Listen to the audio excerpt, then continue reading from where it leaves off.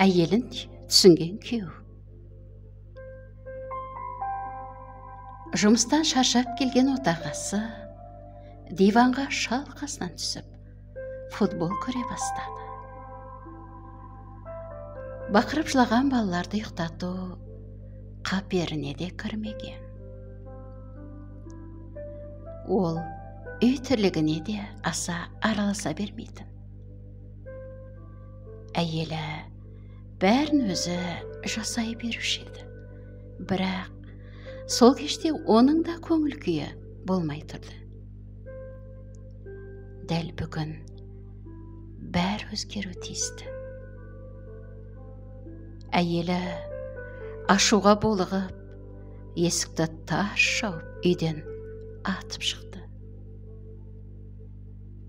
Күйеу екі баласын құшақтап қала берді. Оның сыра ұстап, диванда жататын ертегі өмірі сол күні тәмамдалды.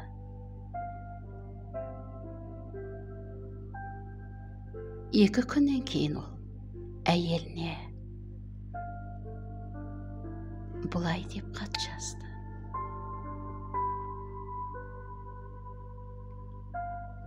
Қымбаттым, екеуміз алдыңғы күн ұрсып қалдық.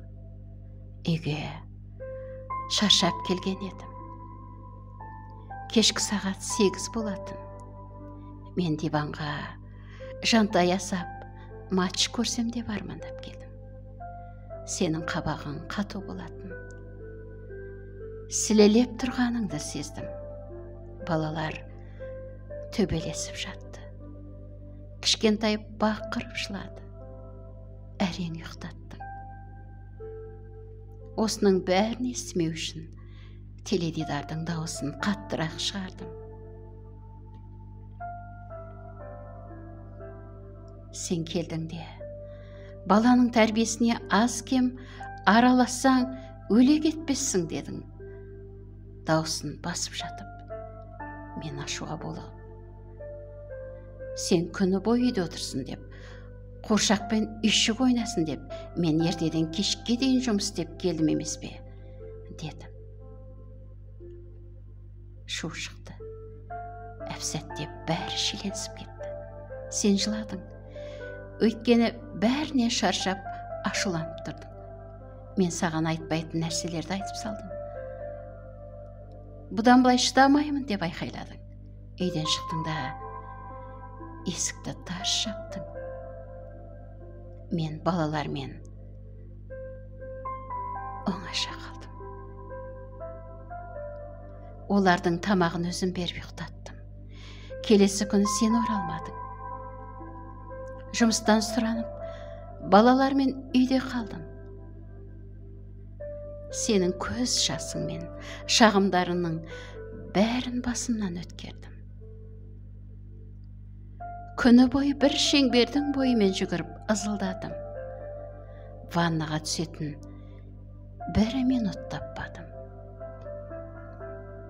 Сүт жылытып, балаларды киіндіріп, ас үйді бір мезгілде жуып жүрдім. Бір уақытта күні бойы үйде қамалып отырдым. 10 жастан үлкен бірде-бір адаммен тілдесуге мүмкіндігім болмады. Дастарханға отырып, адам сияқты тамақ ішуге мүмкіндік тудыра алмадым. Қайта-қайта көңілім балаларға бөлініп отырды.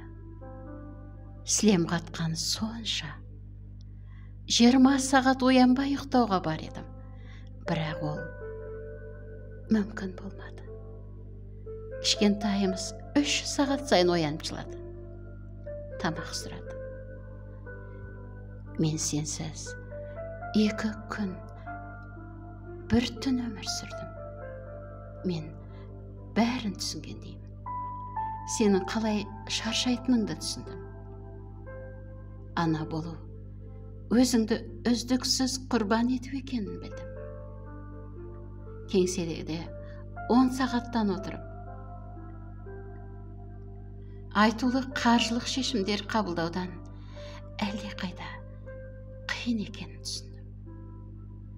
өзіңнің карьераң мен қаржылық ахуалыңды тек баланың жанында болу үшін ысырып қойғаныңды түсіндім.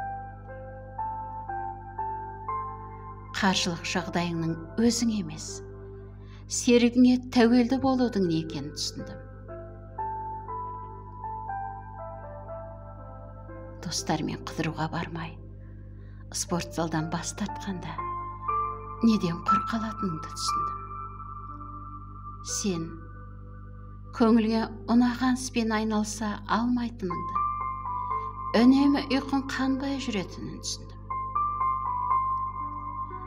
Баламен үйге қамап, сыртыңнан құлпысап қоятындықтан әлемдегі бар қызықтан құр қалатыныңды түсіндім.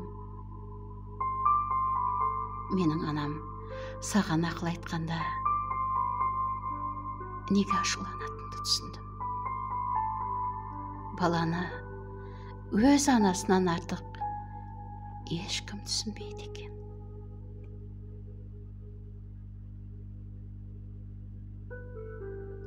Аналар қоғамда ең үлкен жауапкершілікті алатынын түсіндім.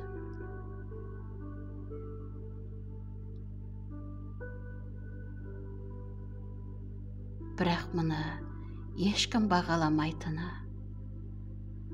аналарды төбесіне көтермейтіні көңілімді қынжылтады. Сені сағындым дегенді айтып жеткізу үшін ғана хат жазып отырғаным жоқ. Сен қайсар жансың. Сенің қолыңнан бәрі келеді. Мен сені мақтан тұтамын деген сөздер күнделікті айтылып тұру керектігін білдім. Жұбай болу, ана болу, үйде отыру қоғамдағы ең маңызды жұмыс екенін түсіндім. Оны расымен де ешкім бағаламайды. Аналардың қадіріне жетейік. Анамызды қадірлейік.